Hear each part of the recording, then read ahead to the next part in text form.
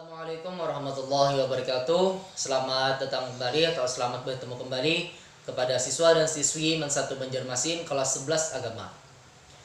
Hari ini kita membahas tentang pembelajaran akidah akhlak, yang mana tentang kisah teladan dua orang, yaitu Fatimah Az-Zahra dan Qais Al-Qarni.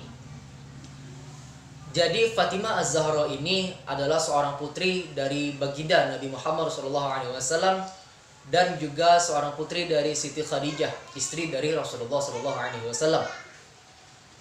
Adapun sedikit gambaran tentang Fatimah Az-Zahra, ini adalah orangnya yang sangat rendah hati, taat kepada suami dan bersahaja. Nah, itu adalah sosok sedikit dari Fatimah Az-Zahra. Selanjutnya kita mengenal dari biografi singkat beliau. Nama dan nasabnya adalah Fatimah binti Muhammad bin Abdullah bin Abdul Muttalib. Dia putri dari Nabi Muhammad SAW dan ibunya adalah Khadijah binti Khuwailid. Mengenai kelahirannya, para ulama memiliki beberapa pendapat. Ada yang mengatakan bahwasanya Fatimah lahir ketika Nabi Muhammad berusia 41 tahun. Ada juga yang mengatakan bahwa semua putra dan putri Nabi Muhammad selain Ibrahim lahir sebelum kenabian. Ada juga yang mengatakan bahwa ia lahir 5 tahun sebelum kenabian, yaitu ketika Baitullah direnovasi atau diperbaiki. Nah, saat itu Nabi Muhammad SAW berusia 35 tahun. Ada juga yang mengatakan bahwa ia lahir 1 tahun sebelum kenabian dan ia lebih tua dari Aisyah sekitar 5 tahun. Ia diberi julukan dengan nama ibu ayahnya, yaitu Ummu Aminah. Nah, keistimewaan Fatimah ditandai dengan julukan-julukan yang diberikan kepadanya. Yang pertama yaitu adalah julukan yang utama adalah Az-Zuhra, atau dengan arti yaitu yang cemerlang.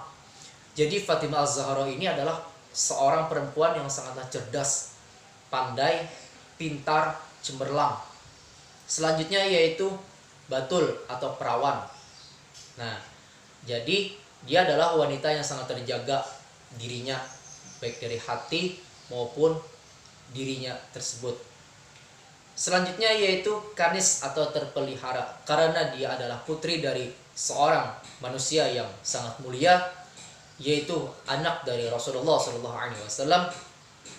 Maka sudah otomatis dia adalah seorang manusia perempuan yang sangat terpelihara.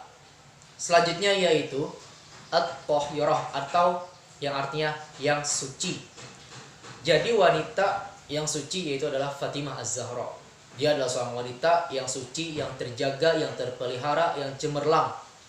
Selanjutnya yaitu adalah Ummul Aminah atau ibu para imam. Nah, selanjutnya yaitu Sayyidah, pemuka yang mulia, pemimpin lah ibaratnya kita katakan, atau penghulu. Nah, pokoknya orang yang terdepan, seperti itu. Selanjutnya yaitu Nisa Al-Amin, wanita sejagat, dan banyak lagi julukan tentang Fatimah Az-Zahra. Mengenai wafatnya dari Fatimah Az-Zahra ini, yang terjadi perbedaan pendapat. Ada yang mengatakan pada tanggal 3 Jumadil Akhir 11 Hijriah, pada usia yang masih sangat muda, yaitu 18 tahun 2 bulan. Tetapi pendapat mayoritas mengatakan bahwa ia meninggal pada malam Selasa 3 Ramadan tahun 11 Hijriah dalam usia 28 tahun setelah sakit keras selama 40 malam. Merasa ajal sudah dekat, ia membersihkan dirinya. Nah, karena ibaratnya tuh Sidin ini sudah tahu bahwa Sidin hendak meninggal, maka Sidin membersihkan dirinya sendiri dulu. Nah, saking terpeliharanya Fatimah Az-Zahra ini. Selanjutnya yaitu memakai wewangian, dibantu oleh iparnya, yaitu Asma bin Abi Thalib. ia meninggal dengan satu pesan bahwa hanya Ali bin Abi Thalib yang boleh menyentuh tubuhnya.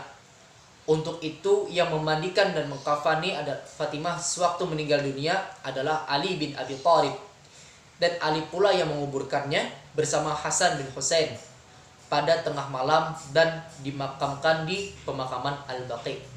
Saking terjaganya Fatimah Az-Zahra ini, sampai meninggal pun tidak boleh orang lain menyentuh selain suaminya sendiri, yaitu Ali bin Abi Thalib. Nah, ada beberapa keutamaan tentang Fatimah Az-Zahra.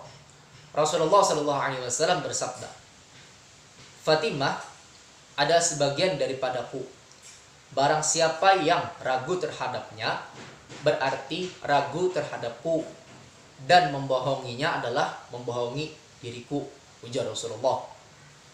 Selanjutnya yaitu Rasulullah SAW bersabda kepada Fatimah, tidakkah engkau senang jika engkau menjadi penghulu bagi seluruh wanita di seluruh alam? Dan masih banyak lagi keutamaan dari Fatimah Az-Zahra. Nah, dalam kisah teladan ini dapat kita ambil ada beberapa lagi lah. Ada kehidupan dalam rumah tangga Fatimah sangatlah sederhana, bahkan sering mengalami kekurangan, sehingga beberapa kali harus menggadaikan atau menyandakan jurang Banjarto. Nah, tersandak barang-barang rumah tangga untuk membeli makanan.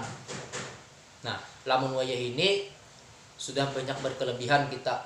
Nah, suatu saat kerudung Fatimah pernah digadaikan kepada orang yang Yahudi di Madinah untuk memenuhi kebutuhan rumah tangga mereka. Namun demikian, keluarganya tetap bahagia, lestari sebagai suami istri sampai akhir hayat. Itu adalah makna dari syukur.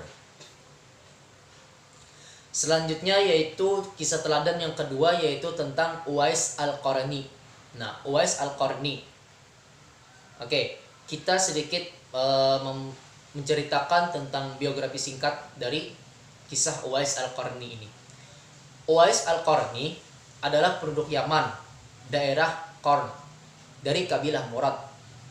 Hidup sebagai anak yatim membuatnya sangat mencintai dan berbakti kepada ibunya. Jadi abahnya sudah meninggal, Uwais Al-Qarni ini, pada saat itu.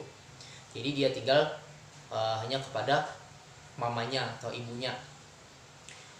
Uwais Al-Qarni pernah mengidap penyakit kusta, lalu berdoa kepada Allah Subhanahu wa taala sehingga diberi kesembuhan. Tetapi masih ada bekas sebesar dirham di kedua lengannya. Menurut keterangan, Nabi Muhammad SAW pernah menyampaikan bahwa Uwais Al-Qarni adalah pemimpin para tabi'in. Suatu ketika Nabi Muhammad SAW berkata kepada Umar bin Khattab, jika kamu bisa meminta kepadanya untuk memohonkan ampun kepada Allah Subhanahu wa taala untukmu, maka lakukanlah. Nah, itu Rasulullah pernah berkata lawan atau pernah berpandir lawan Sayyidina Umar bin Khattab. Selanjutnya kisah teladan dari Uwais Al-Qarni ini yang dapat kita ambil adalah sosok pribadi yang sangat sederhana, sama seperti Fatimah Az-Zahra. Karena orang-orang bahari itu banyak memiliki ilmu tentang ilmu syukur. Nah, jadi tentang kehidupan dia sangatlah menjalani dengan secara sederhana. Padahal hati mereka sangatlah kaya, melebihi kekayaan orang-orang yang paling kaya yang ada di dunia. Hidupnya tidaklah bergelimang dengan harta. Ujian hidup yang dialami diterima dengan ikhlas dan sabar. Tetap tidak meninggalkan usaha kerja keras untuk keluar dari ujian itu. Artinya syariatnya jalan, ikhtiarnya pun jalan. Doa dan ikhtiar karena pernah lepas yang telah dilakukan Uwais Al-Qarni ini. Termasuk ketika diuji penyakit kusta oleh Allah, tetap dia sabar, tetap dia berobat dan memohon kepada Allah Subhanahu wa taala. Nah, jadi berdasarkan dua cerita orang tersebut, semoga kita dapat mengambil hikmah.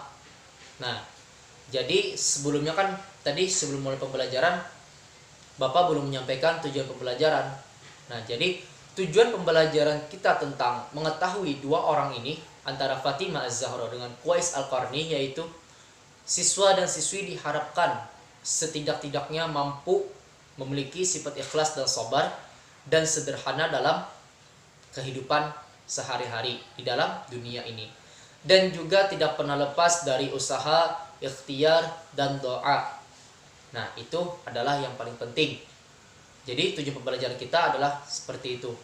Diharapkan siswa dan siswi bisa menerapkannya dalam kehidupan sehari-hari.